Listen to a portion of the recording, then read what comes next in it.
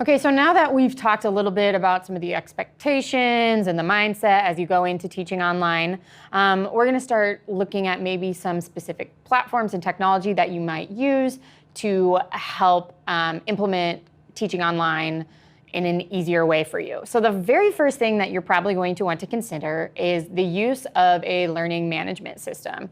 As I referred to earlier, that will commonly be called an LMS. So what a learning management system is it's basically just an online place that you are going to be housing all of your content. So if there's any instructional resources, videos, materials, things that you need, it's going to be organized in an online setting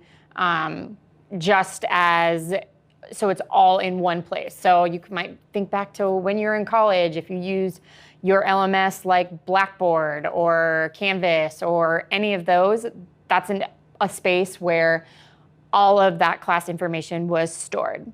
So we're gonna look at a few specific platforms that you might explore, but one of the things that you probably want to know first is your school using a common LMS? And most of the time, and hopefully your school has decided we are all going to use this platform just because it makes it easier for students. If you are teaching elementary school and you have 30 different classes that you're teaching, that could be really hard to organize in a learning management system. So that might be something that you would want to get on board with the individual classroom teachers and kind of go in and do what they're doing to kind of help you organize a little bit. If you're more in the secondary setting where you have different class periods or grade levels and it's not as many class sections that you are teaching, that's going to look a little bit different, and you probably will have an individual one for your art classes. So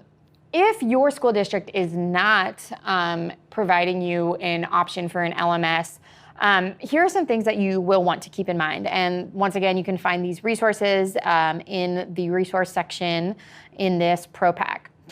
So one of the first things when you're kind of exploring, looking at different LMSs to use is going to be the organization. How easy is it to organize your classes, the course content, keeping track of assignments, can you duplicate course materials? That's one of the things that is nice about a learning management system is that it actually helps you keep organized and you put all this work into it and you actually can just reuse the content over and over. Another thing to consider is the user interface. Is it student friendly? Is it intuitive? Is it just a really hard program to use? Those are kind of things you'll want to stay away from if you don't think your students are going to be able to handle them. Another thing to consider is, does the platform allow for other apps and software and tool integration in it? So for instance, if let's say your email addresses, the school email addresses for your students are all based off of a Microsoft platform. Probably isn't going to be your best bet to use Google Classroom because those email addresses aren't going to necessarily sync up. So you have to use what works for what you have, and that's going to limit, or that's going to be kind of limited from school district to school district. So it's just important to understand what you have access to. Another feature that some learning management systems track is like student usage. You can see when they were online, how long are they staying inside of that platform, and if that's something where students are expected to use or show a certain amount of time that they've been working on their coursework, that's something that you're going to want to look at. Another thing is going to be the communication aspect. How easy is it for students and teachers to communicate with one another? Do you have to send an email and then go into the platform? It's nice if you are just able to do it all from one space because it's really overwhelming for our students if they're getting a notification that there's a new assignment up from Google Classroom and then they're getting an email, a different email. It can be really overwhelming and kind of an overload of information, and sometimes that will cause our students to shut down. When it comes to communication too, when you're looking at that, how easy is it for students to interact with one another? So we want them to be able to interact with one another, but it's important that as the teacher, we are able to see all of their interactions so that unwanted behavior is not occurring, cyberbullying is not occurring, and some of those aspects there. So we're going to take a look at just some of the platforms that you might use just to see how they are housed a little bit differently. So right here, you can see that I am in Google Classroom. This is one that I primarily use with my students because we are a Google school, and it just syncs up well with the devices and communications that we have. So there's a lot. We're not going to get into a lot of the platform here, but just so you can kind of see how they're a little bit different, but still housing all of the information.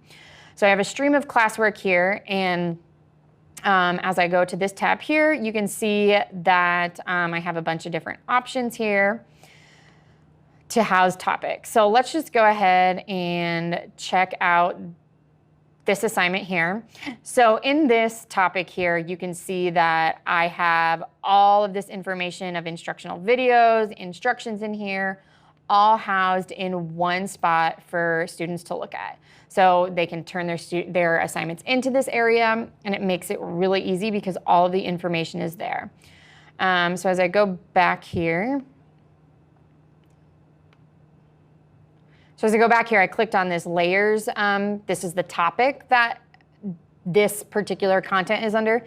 You can see that students can see all of the information that is included within that unit or that topic that we were discussing. So that's a really easy way to organize information. There's a variety of content in it, videos, resources that your students will be able to use. So let's take a look at a little bit of a different one. Here's an example of maybe what Schoology might look like. You can see that and each of these platforms are going to have different features within them. So fundamentally, they should be able to house the same information, but not all of them. So if we look in here, the setup for this, the topics are a little bit different, but you are able to go in and store instructional resources, downloads, and videos for students to use and to respond to there.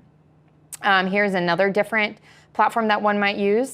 This one is called Brightspace, and you can see that the units, you can title these different, so like this says week 1, week 2, week 3, but as you go in and you can kind of launch the topic or launch the unit, there's gonna be different topics that you can go into. So like here's the overview, here's some of the resources that you might need, and then it might go into the specific requirements that students will need to do. So those are just a few of the options that you might use, and you're going to have to just really explore what you need out of a learning management system to work best in your art room.